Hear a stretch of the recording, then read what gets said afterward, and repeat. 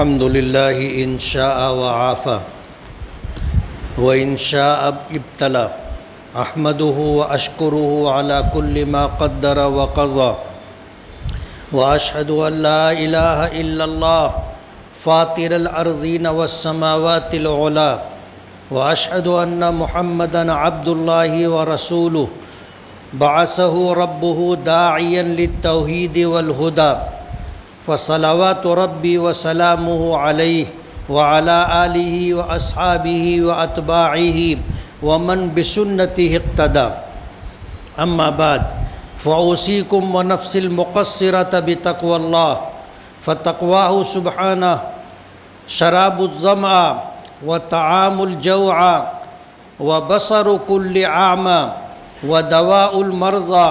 والنجاة من كل بلوى والسلامة من فتن الدنيا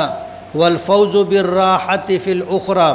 قال تعالى يا أيها الذين آمنوا إن تتقوا الله يجعل لكم فرقانا ويكفر عنكم سيئاتكم ويغفر لكم والله ذو الفضل العظيم أيها المسلمون اعلموا رحمكم الله ورعاكم أن الله قدر في الكون أقدارا وجعل في كل زمان موسما وفصلا تتبدل فيه الأجواء فمنها ما يشتد برده ومنها ما يشتد حره ومنها ما يقل ماؤه ومنها ما ينهمر من الله على الأرض غيث فيحيي به بلدة ميتا ويسقي به أرضا ظمأ وتسيل به أودية عطشا وهذه كلها من آيات الله سبحانه وتعالى تعرفون به من ملكه وقدرته وعطائه ورحمته كما أنكم تعرفون به من عذابه ونقمته قال تعالى ومن آياته أنك ترى الأرض خاشعة فإذا أنزلنا عليها الماء اهتزت وربت إن الذي أحياها لمحيي الموتى إنه على كل شيء قدير وقال تعالى ومن آياته يريكم البرق خوفا وطمعا وينزل من السماء ماء فيحيي به الأرض بعد موتها إن في ذلك لآيات لقوم يعقلون وفي الحديث الذي أخرجه البخاري عن أنس بن مالك رضي الله عنه كان من دعائه وهو على المنبر قائم يخطب اللهم أغثنا اللهم أغثنا اللهم أغثنا كما كان من دعائه وهو على المنبر قائم يخطب لما هلكت الأموال وانقطعت السبل اللهم حوالينا ولا علينا اللهم على الآكام أي الرابية المرتفعة من الأرض والزراب أي صغار الجبال والتلال وبطون الأودية ومنابت الشجر فسبحان الذي جعل في الماء غيثا ونفعا وجعل به عذابا وهلاكا اللهم ارزقنا من الأمطار غيثا ونفعا واحفظنا من عذابه وهلاكه حفظا بارك الله لي ولكم وأستغفر الله لي ولكم ولسائر المسلمين من كل ذنب وخطيئة فاستغفروه إنه هو الغفور الرحيم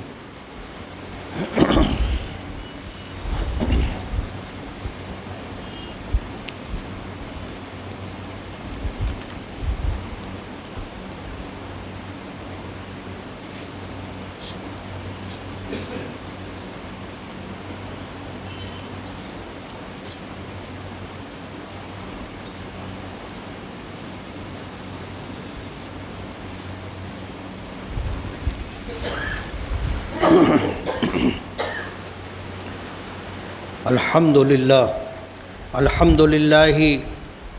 يجري الأودية والأنهار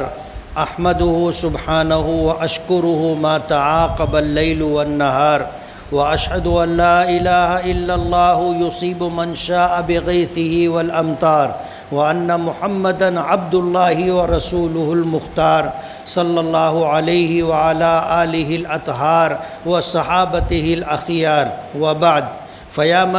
من أتى ابتغاء رحمة الغفار اتق الله فمن اتقى الله أحبه وفضله واختار ومن يتق الله يكفر عنه سيئاته ويعظم له أجرا.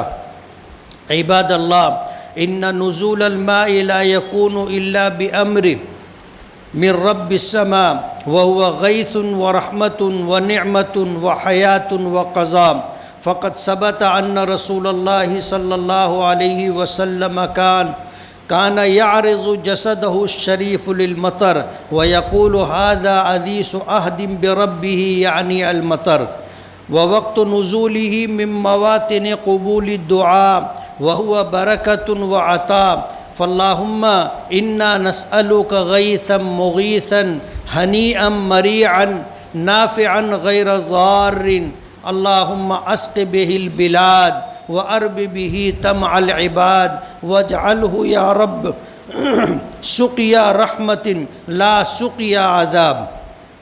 هذا وصلوا وسلموا على خير الورى وأفضل من وطئ الثرى كما أمركم بذلك المولى جل وعلا. قال تعالى قولا كريما: إن الله وملائكته يصلون على النبي يا أيها الذين آمنوا صلوا عليه وسلموا تسليما. اللهم صل وسلم وبارك وأنعم على عبدك ورسولك محمد وعلى آله وأصحابه أجمعين، وارض اللهم عن الخلفاء الراشدين أبي بكر وعمر وعثمان وعلي وعن سائر صحابة نبيك أجمعين ومن تبعهم بإحسان إلى يوم الدين. تعادلوا عباد الله، فإن الله أمر بقوله: إن الله يأمر بالعدل والإحسان وإيتاء ذي القربى وينهى عن الفحشاء والمنكر والبغي